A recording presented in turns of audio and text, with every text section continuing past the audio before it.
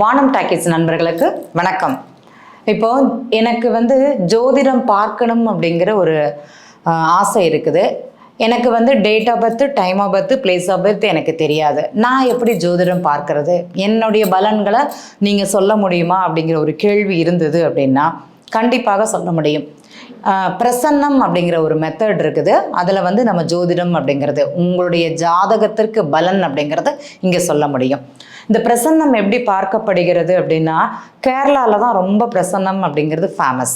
இப்போ கேரளாவில் என்ன அப்படின்னு பார்த்தீங்கன்னா 108 சோழி அப்படிங்கிறத எடுத்து அதை உருட்டி அதுலேருந்து பர்டிகுலர் சோழி ஒரு கைப்பிடி சோழி எடுத்து அதை பார்த்துட்டு அதுக்கு ஒரு லக்னம் குறித்து அதுக்கு ஒரு நட்சத்திரம் குறித்து அதுக்கப்புறம் பிரசன்னம் அப்படிங்கிறது பார்ப்பாங்க. அதுக்கு கண்டிப்பாக நீங்கள் எங்கள் முன்னாடி நேரில் அப்படிங்கிறது வரணும். ஆன்லைனில் பார்க்க முடியாது. இப்போ அப்படி கிடையாது. ஏஎல்பியில் 120க்குள்ள ஒரு நம்பர் அப்படிங்கிறது சொல்லுவோம். அந்த 120 நம்பருக்குள்ள நீங்கள் சொல்கிற நம்பருங்கிறது ஒரு டிஜிட்டலில் பதிவு பண்ணிவிட்டு அதை ஆரூட லக்னமாக நமக்கு கணக்கு கொடுக்கும். அந்த லக்னத்திற்கு தற்போது என்ன லக்னமோ அதை எடுத்து அதற்காக பிரசன்னம் அப்படிங்கிறது பார்க்குறோம். இப்போ நீங்கள் திருமணம் சார்ந்த கேள்வியாக இருந்தாலும் சரி, குழந்தை பிறப்பாக இருந்தாலும் சரி, இல்லைனா குலதெய்வத்தை பற்றியாக இருந்தாலும் சரி, தொழிலாக இருந்தாலும் சரி, நோயாக இருந்தாலும் சரி, என்ன கேள்விக்கு 12 பாவகங்களில் நான் வெளிநாட்டுக்கு போகலாமா கூடாதான் ஒரு கேள்வி கேட்டால் கூட அந்த பிரசன்னத்தின் மூலமாக பலன் கூற முடியுமானா கண்டிப்பாக கூற முடியும். ஏன்னா உங்கள் ஜாதகம் எந்த அளவுக்கு பலன் இருக்குமோ அதை தான் நீங்கள் சொல்கிற ஒரு நம்பர் 120க்குள்ளே ஒரு நம்பர் சொல்கிறீங்கன்னா அந்த ஜாதகத்தோடு ஒப்பீடு பார்க்கும்போது ஒன்று போல் இருக்கும். அந்த கால அளவுகளும் சரி, கால அளவுகள்னால் நீங்கள் அதை ஒரு தசாபுக்தின்னு சொல்கிறீங்க தெரியுமா? ஆனால் பிரசன்னத்திற்கு தசாபுக்தி எடுக்க முடியாது. அந்த மாதிரி ஒரு கால அளவுகளை கரெக்டாக உங்களுக்கு ஒப்பீடு பண்ணி உங்களுக்கு நிர்ணயித்து காமிக்கும் அப்படின்னா பிரசன்னம் அப்படிங்கிறது காமிக்கும். இந்த பிரசன்னம் பார்க்கக்கூடியவங்க எப்படின்னா காலம்பரை ஒரு 8 மணிலேருந்து சூரிய உதயத்திற்கு பின் மதியம் சூரியன் 1 மணிலேருந்து ஒரு 6 மணிக்குள்ள இல்லைன்னா மறுநாள் காலம்பரை 6 மணிக்குள்ள பிரசன்னம் அப்படிங்கிறது பார்க்கப்பட மாட்டாது.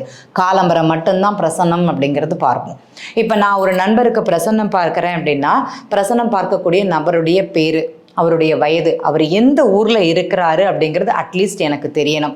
அதே மாதிரி நான் எந்த ஊரில் இருக்கிறேனோ அந்த ஊரோட பேரும் என்னுடைய பேரும் என்னுடைய ஊர் அப்படிங்கிறது உங்களுக்கு தெரிஞ்சாதான் அந்த பிரசன்னம் அப்படிங்கிறது அழகாக நீங்கள் கேட்கக்கூடிய கேள்விகளுக்கு அழகாக அங்கே பதில் கொடுக்கும் அப்படிங்கிறது உண்மை. சரி, எல்லாருமே பிரசன்னம் பார்க்கலாமா அப்படின்னா கண்டிப்பாக பார்க்கலாம். ஜாதகம் இருக்கிறவங்கள தவிர ஜாதகம் எனக்கு இருக்குது அப்படின்னா பிரசன்னம் பார்க்க வேண்டாம். ஜாதகத்தில் ஒரு பிஸ்னஸ் பண்ணக்கூடாதுன்னு ஒரு வாய்ப்பு இருக்குது. பிஸ்னஸ் பண்ணால் கடன் ஏற்படும் அப்படிங்கிறது நம்ம சொல்கிறோம். அதை விட்டுட்டு நண்பர்கள் ஒரு பேராசை இருக்கலாம், ஒரு ஆசை இருக்கும்ல சின்னதாக, இதை பண்ணுனா நமக்கு ஒரு வாய்ப்பு கிடைக்குமா அப்படிங்கிற ஒரு கேள்வி இருக்கும். அதற்கு பிரசன்னம் பார்க்கலாமான்னா பார்க்கலாம். நான் ஒரு முடிவு பண்ணிட்டேன், அந்த முடிவு சரியா இல்லையா அப்படிங்கிற ஒரு கேள்வி எல்லாருக்குமே இருக்கும். நானாக இருந்தாலும் சரி, நீங்களாக இருந்தாலும் சரி. அதற்கு பிரசன்னம் பார்ப்பாங்கன்னா சில நண்பர்கள் பார்ப்பாங்க. ஆனால் ஒரு கேள்விக்கு குறைந்தது ஒரு தடவை பிரசன்னம் பார்க்கணும்னா கேரளாலாம் 1 வருஷத்துக்கு ஒரு முறை மட்டும்தான் பிரசன்னம்ங்கிறது பார்ப்பாங்க. இப்போ உதாரணமாக திருமணம் சார்ந்து ஒரு கேள்வி கேட்டு வர்றாங்க அப்படின்னா இந்த 1 வருஷத்துக்கு பிறகு தான் திருமணம் நடக்கும் அப்படிங்கிறது சொல்லுவோம். அதுவும் பார்த்தீங்கன்னா காலபுருஷனுக்கு 9வது அதிபதி யாருன்னு பார்த்தீங்கன்னா குரு பகவான். அந்த குரு பயிற்சிக்கு பிறகு தான் அடுத்தது திருமணம் சார்ந்த ஒரு கேள்வியோ இல்லைன்னா வீடு கட்டுறாங்கன்னா வீடு சார்ந்த கேள்வியோ அந்த குரு பயிற்சிக்கு பிறகு தான் பார்க்கணும். அனுகூலம் இருக்குதா இல்லையா அப்படின்ட்டு. அங்கே குரு பகவான் தடைஞ்சிட்டார்னா அதற்கு சில பரிகாரங்கள் அப்படிங்கிறத செய்யணும். அந்த செய்த கால அளவுக்கு பிறகு அந்த இதை செய்யலாமா கூடாதா அப்படிங்கிறத ஒரு பிரசன்னம் பார்த்துட்டு செய்யலாம் அப்படிங்கிறது சொல்லுவோம். இன்னைக்கு நம்ம எல்லாருமே உதாரணமாக சொல்ல போனால் பரிகாரம் அப்படிங்கிறது நிறைய பேர் எடுக்கிறாங்க. எப்படின்னா நான் ஜாதகம் பார்க்குறேன், நான் ஒரு பரிகாரமாக ஒரு ஒரு ஹோமமோ ஒரு கோவிலுக்கோ இல்லைன்னா ஒரு வீட்டில் ஒரு ஹோமம் ஒரு யாகம் பண்ண சொல்கிறேன் அப்படின்னா அந்த யாகம் பண்ணக்கூடிய நபரை நான் நிர்ணயம் செய்யக்கூடாது. நீங்கள் தான் சொல்லணும். அது யாராக வேணால் இருக்கலாம். ஆனால் அவர் அந்த அந்த யாகத்தை முடித்த பிறகு அந்த ஆவாகனம் கரெக்டாக இருந்ததுன்னா நம்ம பிரசன்னம் போட்டு பார்ப்பாங்க. அப்படி தான் அந்த துல்லியமான ஆவாகனம் திருப்தி கொடுத்தது அப்படிங்கிறது அவங்களுக்கு பிரசன்னத்தை தெரிஞ்சாதான் அந்த பூஜை அப்படிங்கிறது நிறைவு பெறும். இன்றளவில் அப்படியெல்லாம் கிடையாது. ஒரு ஹோமம் பண்ணுறாங்களா, வீட்டில் ஹோமம் பண்ணிட்டு போயிடுறாங்க. கேரளாவில் அப்படி கிடையாது. மாலை வேளைகள்லையும் ராத்திரிகளையும் அந்த பரிகார பூஜைகள் அப்படிங்கிறது நடக்கும். வீடுகள்லேயே போய் நடக்கும். தாந்திரிகன், அதாவது தாந்திரிகன்னு சொல்லக்கூடாது, அவங்களுக்கு பேர் என்ன சொல்லுவாங்கன்னா பிரச்சகன்னு சொல்லுவாங்க. பிரச்சகர்கள் வந்து அந்த ஹோமம் செய்யும்போது அந்த சோழி கவடின்னு சொல்லுவாங்க, கவடி எடுத்து பரத்தி பார்த்து அதுக்கப்புறம் அந்த நிவர்த்தி அப்படிங்கிறது கிடைச்சா மட்டும்தான் அந்த ஹோமத்தை நிப்பாட்டி சொல்லுவாங்க. அவ்வளோ பெரிய மகத்துவம் அந்த பிரசன்னத்திற்கு இருக்குதானா இருக்குது. இன்னைக்கு அந்த மாதிரி யாருமே பார்க்கறது கிடையாது. ஆனால் அப்படி தான் பார்க்கணுமானா அப்படி தான் பார்க்கணும். அவ்வளோ ஒரு மகத்துவம் அப்படிங்கிறது இந்த பிரசன்னத்திற்கு இருக்குது அப்படிங்கிறது மட்டும்தான் இந்த இடத்துல நான் கூற விரும்புகிறேன். இந்த பிரசன்னம்ங்கிறது விடை தெரியாத கேள்விகளுக்கு விடை கொடுப்பது பிரசன்னத்தின் மூலமாக. என்ன கேள்வியாக இருக்கட்டும், இந்த கால அளவு கூட ஏல்பியில் நம்மளால் சொல்ல முடியுமானா கண்டிப்பாக சொல்ல முடியும். விடை தெரியாத கேள்விகளுக்கு விடை கொடுப்பது பிரசன்னத்தின் மூலமாக அப்படிங்கிறது நான் சொல்லிக்கிறேன். சரி, இந்த பிரசன்னம் அப்படிங்கிறது நாங்கள் ஃபோனில் கேட்டால் போதுமா, நாங்கள் நேரில் வர வேண்டாமா அப்படின்னா நேரில் வர வேண்டாம், ஃபோனில் இருந்து கேட்டால் போதும். காலையிலேருந்து மதியம் வரைக்கும் மட்டும்தான் பிரசன்னம் அப்படிங்கிறது பார்க்கப்படுகிறது. உதாரணமாக போன வாரத்தில் ஒரு நாள் ஒரு நண்பர் பிரசன்னம் கேட்டாங்க. என்னைக்குன்னு பார்த்தீங்கன்னா புதன்கிழமை. பொதுவாக இந்த பிரசன்னமானாலும் சரி ஜாதகமானாலும் சரி புதன்கிழமையும் சனிக்கிழமையும் தவிர்ப்பது அப்படிங்கிறது சிறப்பு.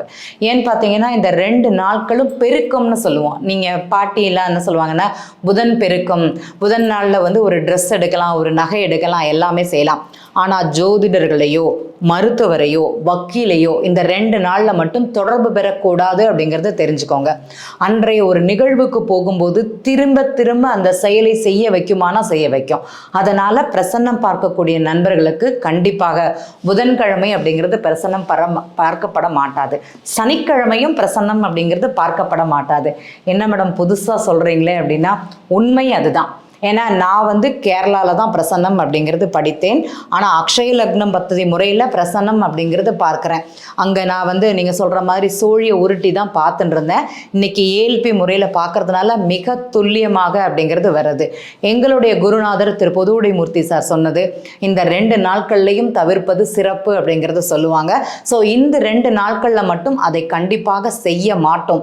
ஏன்னா நீங்கள் ஒரு நிவர்த்திக்காக ஒன்று வரீங்க, ஒரு கடன் அடையணும், ஒரு நோய் அடைக்கணும், அதுக்காக ஒரு செயல் கேட்டு வரீங்கன்னா அது சிறப்பாக இருக்கணும். அதுக்காகத்தான் இந்த 2 நாட்களில் நாங்கள் தவிர்க்கிறோம்.